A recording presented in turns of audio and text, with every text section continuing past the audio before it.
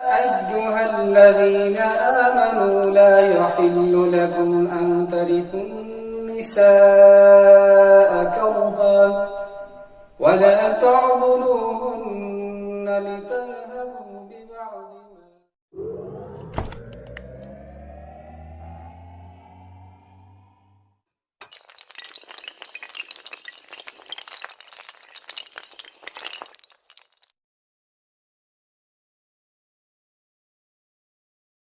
أعوذ بالله من الشيطان الرجيم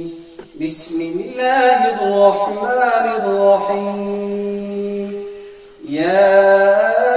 أيها الذين آمنوا لا يحل لكم أن ترثوا النساء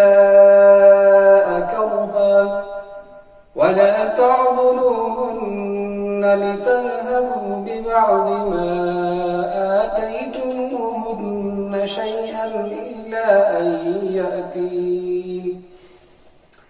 إلا أن يأتين بفاحشة مبينة وعاشروهن بالمعروف فإن كرهتموهن فعسى أن تكرهوا شيئا ويجعل الله فيه خيرا كثيرا وإن أردتم استبدال زوج مكان زوج وآتيتم إحداهن قنطارا فلا تأخذوا منه شيئا أتأخذونه بهتانا وإثما مبينا وكيف تأخذونه وقد أفضى بعضكم إلى بعض وأخذن منكم ميثاقا غليظا صدق الله العلي العظيم. محترم سامعین و ناظرین، السلام علیکم ورحمۃ اللہ وبرکاتہ. درس تفسیر کے سلسلہ میں آج ہم سورۃ النساء کی آیت نمبر 19 سے لے کر 22 تک تلاوت کر رہے ہیں، یعنی کہ آج کا ہمارا سبق آیت نمبر 19 سے لے کر 22 تک ہے. تو بادب طریقے سے اللہ کے قرآن کو سنیں، عمل کرنے کی نیت سے اور دوسروں تک پہنچانے کی نیت سے سنیں. پہلے ان آیتوں کا ہم ذرا مفہوم، مختصر سا مفہوم عرض کر دیتے ہیں. اللہ تعالی نے ایک رسم کی یہاں تردید کی ہے جو زمانہ جاہلیت میں عربوں کے اندر تھا. صرف عربوں ہی کے اندر یہ رواج نہیں تھا، بلکہ یونانی اور رومی تمدن جو تھی ان کے اندر بھی یہ تھا کہ اگر کوئی مر جاتا تھا تو اس کا جو وارث ہوتا تھا وہ وارث اس کے مال کا بھی مالک کر، اس کے مال پر بھی قبضہ کر لیتا تھا اور اس کی بیوی کو بھی اپنی وراثت میں لے لیتا تھا. اسی کی اللہ نے یہاں تردید فرمائی ہے. تو حکیم الامت حضرت مولانا اشرف علی تھانوی رحمۃ اللہ علیہ فرماتے ہیں کہ اس کی 3 صورتیں ہوتی تھیں. ایک یہ کہ اس کا سارا مال جو تھا وہ اپنے قبضے میں لے لیتا تھا، اور جو عورت کا جو اپنا مال ہوتا تھا، اپنی کوئی وراثت اور پراپرٹی ہوتی تھی، وہ اس کو نہیں دیتا تھا. ایک یہ. دوسرے یہ تھا کہ اس کے پاس جو مال ہے وہ مال، اس مال کی لالچ میں وہ اس کو کسی اور جگہ نکاح کرنے کی اجازت نہیں دیتا تھا، اس کو بند رکھتا تھا. آپ کو نکاح نہیں کرنا ہے اس لیے تاکہ یہ اسی طرح سے مر جائے اور اس کے مرنے کے بعد میں اس وراثت کو بٹور لوں، میں اس پر قبضہ کرنا. اور تیسری یہ تھا کہ عورت پر زور زبردستی کر کے، زور زبردستی کے ذریعے سے عورت کو شوہر کہا کرتا تھا کہ تو مجھے کچھ مال دے، اور مال دینے کے بعد پھر میں تجھے آزاد کروں. تو یہ تھی اس آیت کا مفہوم. شیئا ولا تعذروهن، یہ تھا آتیتموهن شیئا الا ان یأتین بفاحشۃ مبینہ. پھر فرمایا وعاشروهن، کہ بیویوں کے ساتھ اچھا سلوک کرو، چاہے وہ بیوی سہاگن ہو، چاہے وہ بیوی طلاقن ہو، چاہے وہ بیوہ، سب کے ساتھ اچھا سلوک کرنے کا اسلام نے سبق دیا ہے، دین نے یہ درس دیا ہے، ترغیب دی ہے کہ اپنی بیویوں کے ساتھ اچھا سلوک کرو۔ اللہ کے رسول صلی اللہ علیہ وسلم نے فرمایا خیارکم خیارکم لأہلی فانا خیارکم لأہلی، تم میں سے بہتر وہ ہے جو اپنے گھر والی کے ساتھ اچھا سلوک کرے، اس لیے کہ میں اپنے گھر والیوں کے ساتھ اچھا سلوک کرتا ہوں۔ تو پھر فرمایا کہ ان کے ساتھ اچھا سلوک کرو۔ پھر فرمایا اگر تم کوئی چیز ناپسند کرو، یعنی تمہاری طبیعت میں ان کے لیے جگہ نہ ہو، وہ تمہیں پسند نہ ہو، یعنی طبعی طور پر تمہارے اندر کوئی کراہت آئے، ہو سکتا ہے کہ آپ ایک چیز کو ناپسند کرتے ہوں، لیکن اس کی وجہ سے اللہ تعالیٰ نے اس کے اندر بہت سارا خیر تمہارے لیے رکھا ہو، تمہارے لیے بھلائی رکھی ہو، لیکن تمہیں اس کا علم نہ ہو۔ پھر فرمایا فَعَسَىٰ أَن تَكْرَهُوا شَيْئًا وَيَجْعَلَ اللَّهُ فِيهِ خَيْرًا كَثِيرًا۔ دوسری یہ ہے کہ ایک آدمی ایک بیوی کو چھوڑ رہا اور اس کے بدلے میں کسی اور سے نکاح کر رہا ہے۔ اب جو ہے مال جو ہے اس نے اس کو مہر دیا ہے، کہتے ہیں مہر تم نے جو اس کو دیا ہے، تم نے ایک دوسرے کے ساتھ قربت کی ہے، مجامت کی ہوگی، صحبت کی ہوگی،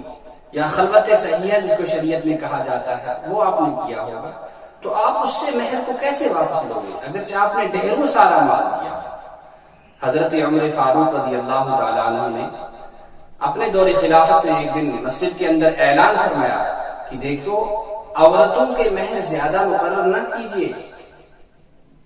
ایک ضعیفہ ایک عمر رسید اور خاتون کھڑی ہو گئی اور اس نے کہا اے امیر المومنین، اللہ نے قرآن پاک میں فرمایا ہے اگر آپ ڈھیروں دے دو اور آپ حد بندی کر رہے ہو کہ زیادہ مہر مقرر نہ کرو۔ حضرت امیر المومنین خاموش ہو۔ اب جو ہے اس کا جواب دیا ہے علامہ راضی رحمہ اللہ نے، وہ فرماتے ہیں کہ یہ حضرت عمر نے جو ہے کوئی غلط مسئلہ بیان نہیں کیا، انہوں نے صحیح کہا، اور جو اس خاتون کا کہنا تھا وہ صحیح نہیں ہے، اس لیے کہ خاتون کا کہنا تھا کہ اس آیت سے اس نے استدلال دیا کہ ڈھیر سارا، تو قرآن پاک نے یہ کوئی تھوڑا ہی حکم دیا ہے، قرآن پاک نے ایک مثال قائم کی ہے، ایک مفروضہ قائم کیا ہے کہ اگر ایسا ہو، سپوز ایسا ہو، تو اس کو فار ایگزامپل یہ تو ایگزامپل ہے، یہ کوئی تھوڑا ہی کوئی حقیقی حکم ہے، لہذا اصل حکم وہی ہے جو حضرت عمر نے بیان فرمایا رضی اللہ تعالیٰ عنہ۔ لیکن اس سے بھی اچھا جواب حضرت حکیم الامت مولانا اشرف علی تھانوی رحمۃ اللہ علیہ نے دیا۔ حضرت مولانا اشرف علی تھانوی رحمۃ اللہ علیہ نے جو جواب دیا ہے اس کا خلاصہ یہ ہے کہ دیکھیے یہ جو ہے قرآن پاک نے جو کہا ہے کہ جو ڈھیر سارا آپ مال دیتے ہو، بہت سارا آپ نے مہر دیا ہے، تو یہ جو ہے یہ جواز کیا ہے، جواز ہے، لیکن عمر رضی اللہ تعالیٰ عنہ نے جو کچھ فرمایا وہ فرمایا کہ اتنا مہر مقرر کرنا جو ہے یہ اس میں کراہت ہے، کراہت تنزیہی ہے، کراہت تنزیہی ہے، یعنی کوئی حرام نہیں ہے، اگر کوئی زیادہ مہر مقرر کرتا ہے تو حرام نہیں ہے، ناجائز نہیں ہے، لیکن اس میں ایک طرح کی کراہت اور ناپسندیدگی ضرور ہے کہ اس ایسا کرنے سے نکاح کرنا اور کنواروں کو جوڑ دینا یہ جو ہے مشکل ہو جائے گا۔ فلا تأخذونه بهتانا واثما مبینا، تو پھر اللہ تبارک و تعالیٰ نے اس میں یہی احکام وَأَخَذْنَ مِنْكُمْ مِيثَاقًا غَلِيظًا کہ آپ نے مضبوط عہد و پیمان کیا ہے، یعنی نکاح ہو گیا ہے، تو یہ کیسے آپ واپس لو گے؟ اور حدیث پاک میں بھی ایک حدیث کے اندر آیا ہے کہ ان العائد فی عطیتہ اور فی صدقتہ کالکلب یعود فی قیہ، کہ جو کوئی آپ نے کسی ہبہ کی ہوئی، کسی کو کوئی گفٹ دیا، صدقہ دیا، پھر اس سے واپس لے دیا اس نے، تو وہ ایسے ہی ہے جیسے کتا ہے کہ وہ اپنی قے کرتا ہے، الٹی کرتا ہے اور اس کو پھر کھا لیتا ہے۔ تو چلیے اب جو ہے ان آیتوں کا ہم لفظی ترجمہ سن لیتے ہیں۔ یا ایھا الذین، اے ایمان والو، یا ایھا الذین، اے وہ لوگ، آمنو جو ایمان لائے، لا یحل، حلال نہیں ہے، لکم تمہارے لیے، ان کہ ہو جاؤ تم، ترثن وارث ہو جاؤ تم، النساء عورتوں کا، عورتوں پہ تم وارث بن جاؤ، کرہا زبردستی، ولا اور نہ تعذروہن، ان کو بند نہ رکھو، لا تعذرو اور نہ بند رکھو ہن ان کو یعنی عورتوں کو، لتذہبوا تاکہ لے جاؤ تم، ببعض اس کا کچھ حصہ، ما اس کا، آتیتمو جو تم نے دیا ہے، ہن ان کو یعنی عورتوں، یعنی اس لیے مت بند رکھو ان کو، نہ ان کو شادی کرنے دیتے ہو، نہ خود ان کے ساتھ اچھا سلوک، جیسے کہ میں نے تفسیر کے اندر اور مفہوم کے اندر میں نے یہ 3 شکلیں آپ کے سامنے بیان فرما دی۔ شیئا الا ان یاتینا، مگر یہ کہ الا ان یاتینا بفاحشہ، الا مگر یہ کہ ان یاتینا کی ارتکاب کرے وہ، بفاحشۃ کسی بدکاری کا، کسی واضح بدکاری کا۔ اس واضح بدکاری یہ میں نے نہیں کہا تھا، تو میں اس سے جو ہے مفسرین کرام نے لکھا ہے کہ زناکاری اور بدکاری میں وہ ملوث ہو جائیں، اس میں مبتلا ہو جائیں، اس سے یہ مراد ہے۔ اور کچھ مفسرین نے فرمایا کہ اس سے شوہر کی نافرمانی اور بدزبانی مراد و مقصود ہے۔ تو دونوں جو قول ہیں مفسرین کے، ان کو ملا کر یہ خلاصہ نکلتا ہے کہ یہاں 2 چیزیں جو ہے واضح گناہ سے 2 چیزیں مراد، نمبر 1 زنا کر لے وہ، یا وہ شوہر کے ساتھ بدزبانی اور اس کی نافرمانی کرتا، اور عاشروہن ان کے ساتھ اچھا سلوک کرو، اچھی طرح سے خوش اسلوبی کے ساتھ زندگی بسر کرو، ہن ان کے ساتھ، بالمعروف خوش اسلوبی کے ساتھ۔ فَإِن پھر اگر کرہتم تم ناپسند کرو ہن ان کو، شیئا کسی چیز میں، فعسا تو امید ہے، ان کی تکرہو تم ناپسند کرو، شیئا کسی چیز کو، اور یجعل اللہ ویجعل اور بنا دے اللہ تعالیٰ، جب یجعل اور پیدا کر دے اللہ فیہ اس میں، خیرن کثیرا بہت خیر، بہت بھلائی، اور ان اگر تم ارادہ رکھتے ہو، تمہارا ارادہ ہو استبدال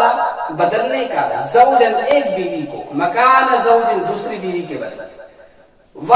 حالانکہ آتے تم نے دے دیا ہو، احداہن ان میں سے ایک کو، قنطارن ڈھیروں مال، انبار مال کے انبار دیے ہو، فلا تأخذوا منہ تو تم نہ لو اس سے، شیئا کچھ بھی، اتأخذونہ کیا تم لیتے ہو اس کو، بہتان بنا کر، واثما مبینا اور صریح اور واضح گناہ کر، اور کیفا کیسے، تأخذونہ تم لوگ، وقد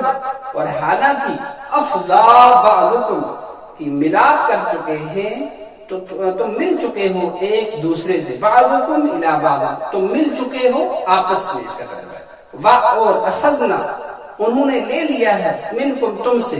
میثاقا غلیظا مضبوط عہد و پیمان، مضبوط عہد جو ہے، اور وہ کیا ہے، وہ نکاح کے موقع پر جو ایجاب قبول ہوتا ہے، یہ بیچاری عورتیں اپنے خاندان کو، پیار کو، محبت کو، سب کو چھوڑ کر شوہر کے پاس آ جاتی ہیں اور اپنی پوری زندگی انہیں پر فدا کر دیتی ہیں، اور شوہر کی طرف سے پھر اس قسم کی زیادتیاں کرنا، تو یہ بڑی ناانصافی ہے، جس کا اسلام بالکل روادار نہیں ہے، اور نہ